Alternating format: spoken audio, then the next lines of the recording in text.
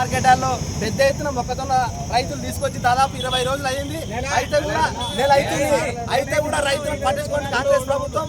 మరి ఇవాళ కాంట వేసి మరి అట్లనే మార్కెట్ యార్డ్ నిల్వ ఉంచింది. ఒకవేళ అనుకోని పరిస్థితులు ఇప్పుడు వర్షాకాలం స్టార్ట్ అవుతున్నాయి, వానగిన వస్తే రాత్రి మునిగిపోయే పరిస్థితులు. దాదాపు 5 మార్కెట్ యార్డ్లో మొక్కజొన్న రైతులు 80,000 క్వింటాలకు పైగా ధాన్య రాసులు కుప్పలుగా ఉన్నాయి. నెల రోజులు పడిగాపులు కాస్తుంటే కూడా ఇవాళ కాంట చేసిన రైతుకు 20 రోజులు అయితే కూడా గోదాములకు తరలిస్తున్నారు. మరి గోదాములకు తరలించలేని దుర్మార్గమైన ప్రభుత్వం ఇవాళ రేవంత్ రెడ్డి సర్కార్ కాంగ్రెస్ ప్రభుత్వం ఉన్నది. రైతులను పట్టించుకోకుండా ఇవాళ రైతులను ఉరితాలుగా బిగిస్తా ఉన్నది. ఇవాళ రైతులు చనిపోయే పరిస్థితి ఉన్నది. రైతులు రెక్కాడతగాని డొక్కాడని పరిస్థితిలో పని వదిలిపెట్టుకొని రోజు మార్కెట్ యార్డ్ల పొడత తిరుగుతూ ఉన్నారు. చాలా ఇబ్బందికరమైన పరిస్థితి ఉంది. ఇప్పటికైనా రేవంత్ రెడ్డి సర్కార్ కళ్ళు తెరిచి తక్షణమే ఇవాళ ఈ రాష్ట్రంలో ఉన్నటువంటి మార్కెట్ యార్డ్లలో గోదాములలో ఉన్న ధాన్యాన్ని మార్కెట్ యార్డ్లో ఉన్న ధాన్యాన్ని తక్షణమే గోదాములకు తరలించాలా, పెద్ద ఎత్తున లారీలను పెట్టాలా.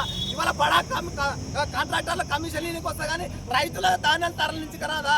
ఎంత దుర్మార్గమైన పరిస్థితి ఉన్నది. ఇవాళ ఆనాడు రైతులకు ఇచ్చిన హామీలు ఏమైనాయి? ఇవాళ రైతుల యొక్క మొక్కజొన్నలు కొంటమని చెప్పినారు, ఒడ్లు కొంటమని చెప్తున్నారు. ఇవాళ ఎక్కడ చూసిన మార్కెట్ యార్డ్లలో మరి ధాన్య ప్రాసెస్ నిల్వ ఉన్నాయి. ఇవాళ రైతే ఇంకో దుర్మార్గమైన విషయం ఏంటంటే రైతే ధాన్యాన్ని తీసుకుపోయి గోదాంలో పోయారట. ఇది ఎక్కడ పద్ధతి? ఒక్కసారి కాంట వేసి అక్కడ ప్రభుత్వం ఆధీనం లేకపోయినట్ట.